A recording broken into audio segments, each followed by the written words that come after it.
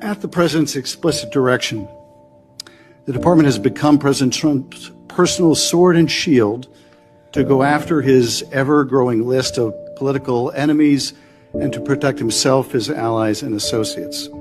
I have to say, I am struck by the degree of the cognitive dissonance that I hear on the other side. It really is. I mean, I'm used to sort of the political debates and arguing in court and all those sorts of things.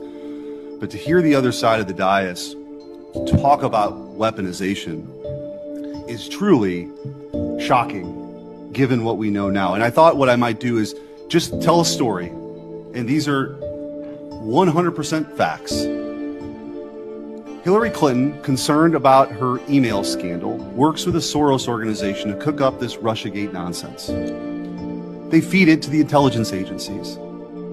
And they spy, under Barack Obama's presidency, they spy on the political opponent, the Republican, running against Hillary Clinton. He gets elected.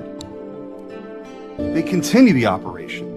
And they launder this intelligence into stuff that was meant to, by the FBI and the CIA, to sideline a presidency of a duly elected president of the United States of America, to sideline him. And that continued. You heard even some people on this committee further that nonsense for 4 years. And then the FBI is involved with pre-bunking the Hunter Biden laptop story because they didn't want him to get elected again.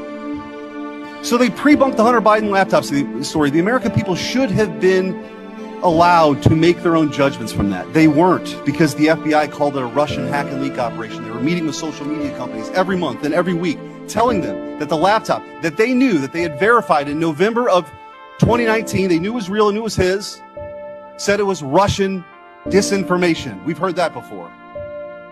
And then, after Joe Biden comes in, 3 days in, they start a censorship campaign against the country, anybody who's a conservative. And now we also know that the FBI was weaponized in this Arctic frost investigation that tapped the phones of sitting U.S. senators. And also, the Republican Attorneys General Association, so let's pull in 2 more U.S. senators, Ashley Moody and myself, who were on the executive committee at that time.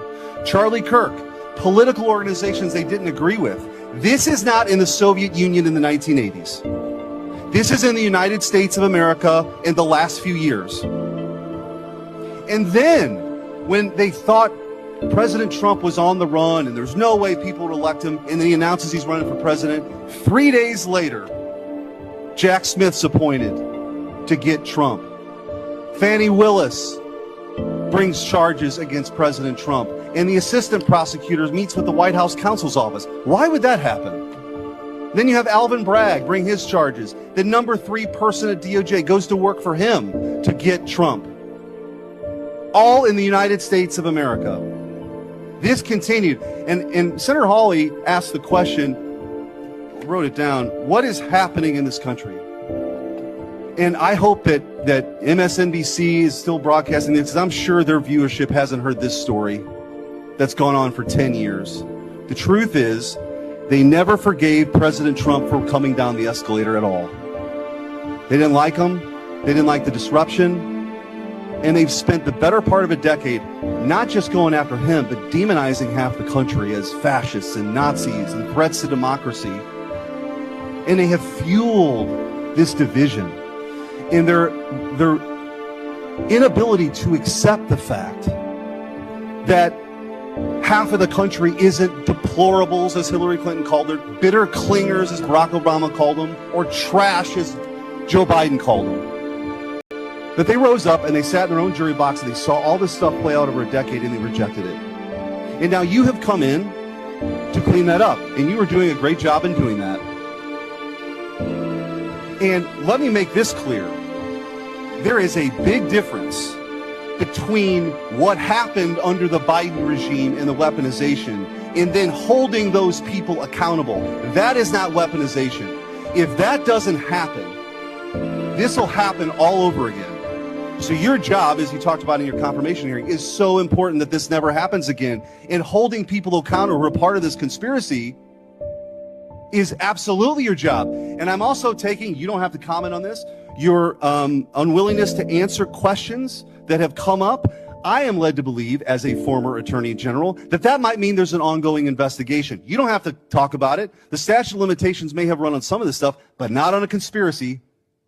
And if you're a co-conspirator in mile marker 1, even if you want to get on the exit ramp in mile marker 5, you are liable for the conspiracy in mile marker 10.